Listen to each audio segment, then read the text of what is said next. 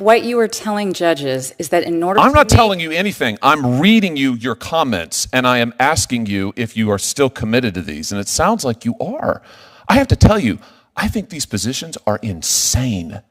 I think the idea that laws based on the distinction between male and female are a violation of church and state is insane.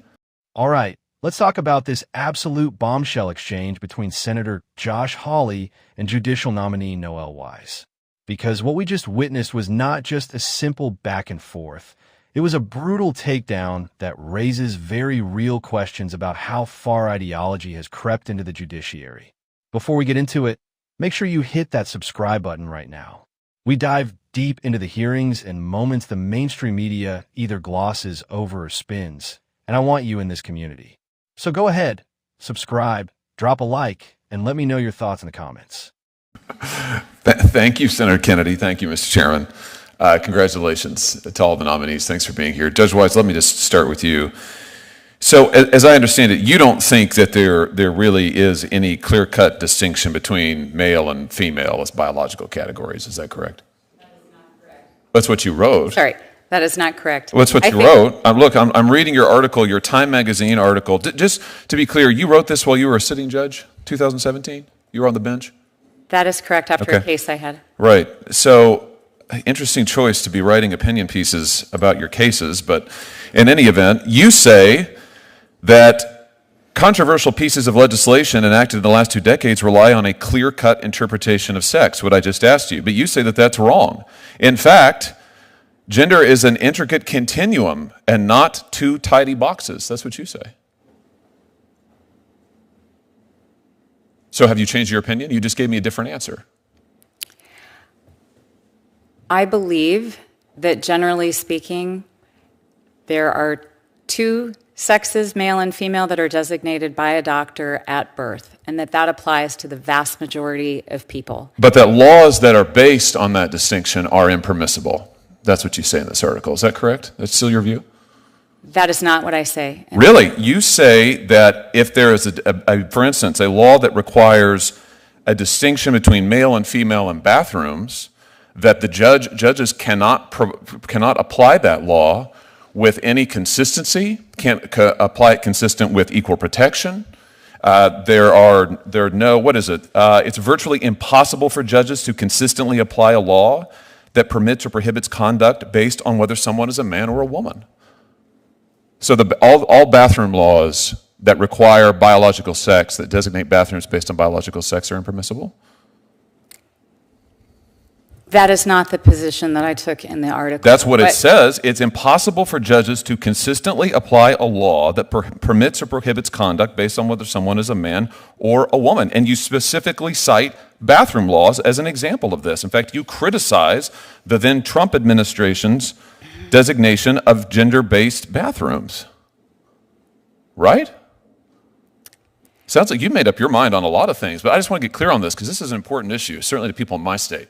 It's a very important issue. You think that bathroom designation, same with locker rooms, I guess, girls' locker rooms impermissible? Biological men have to be permitted into girls' locker rooms? That is absolutely not what I said in my That is article. absolutely the import and the takeaway of your piece. Now, think about that. She's saying bathroom laws, locker room laws, even Title IX protections for women's sports, laws that protect biological women, are basically unenforceable because, in her view, sex isn't a binary. And when Hawley connects the dots, saying, so by your logic, biological men must be permitted into women's locker rooms, Wise scrambles. She says, that's absolutely not what I said. But it is the logical outcome of the position she laid out in writing. You suggest at least 3 different constitutional problems with any gender-based laws, including specifically bathroom laws. You write about it. Equal protection violation, due process, void for vagueness. I was making a list as I was reading through. You say that our biological variability means that a 2-bathroom, even 2-sex-based approach is inadequate. Judges cannot apply it. So if Title IX is interpreted to protect women's sports, biological women playing sports with other biological women, it's unconstitutional? Senator, That's a yes or no. I was referring to the 5 babies born a day that doctors have challenges. No, you wrote an article that is extremely broad that pronounces on a range of issues and pronounces quite definitively. What's this comment at the end of your article about the fact that judges must see the world through a secular lens, and when legislators blur the lines of church and state to enact laws that permit or prohibit conduct based on biological gender as only male or female, they place an impossible burden on the judiciary? What's that mean? That distinctions between male and female are a violation of church and state? Judges have to be able to administer these laws if the direction, and I have to tell you, I work really hard to get it right, to do exactly what Congress tells me to do and the legislature tells me to do. And as a result, if a doctor finds it difficult to identify at the moment of birth for certain children, Is a law that distinguishes between male and female a violation of church and state? You say when legislators blur the lines of church and state and enact laws that permit or prohibit conduct based on biological gender as only male and female, they place an impossible burden on the judiciary. So this is a First Amendment violation? if what you are telling judges is that in order I'm to not make- telling you anything. I'm reading you your comments, and I am asking you if you are still committed to these, and it sounds like you are. I have to tell you, I think these positions are insane. I think the idea that laws based on the distinction between male and female are a violation of church and state is insane. Totally insane. I think the idea that laws that would say women's locker rooms are protected from biological men, that those are impermissible, that's insane. But that's what you say in this article. You're going to have to recuse yourself in a lot of cases, aren't you? Will you recuse in every case involving biological sex if you are confirmed? Senator, respectfully, that is not what the article says. You have pronounced on all of these issues. Will you recuse yourself in any case involving Title IX, biological sex, challenges to locker rooms, girls' sports, bathroom bills? All of those things are covered in this article that you wrote while you were a sitting judge. Don't you think that was impermissible? Will you recuse? Let's get an answer to that. Senator, your time is expired. Will you recuse?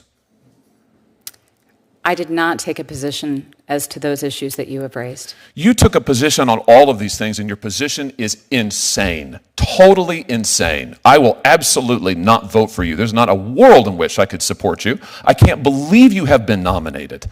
And if you are confirmed, which I hope will not happen, you absolutely must recuse across all of these cases or stand in violation of the Code of Judicial Conduct. I'm shocked you're sitting here today. By the end, Hawley's had enough. He says, "There's not a world in which I could support you. I can't believe you've been nominated." And honestly, that's the line that stuck with me. Because if we're talking about the integrity of the courts, this isn't a small matter. Judges have immense power to interpret laws. And if a nominee is already coming in with radical, pre-written conclusions that erase the distinction between male and female, then how can anyone trust them to rule fairly on cases involving women's rights, privacy, and safety? Here's the bottom line. This hearing exposed something bigger than just one nominee.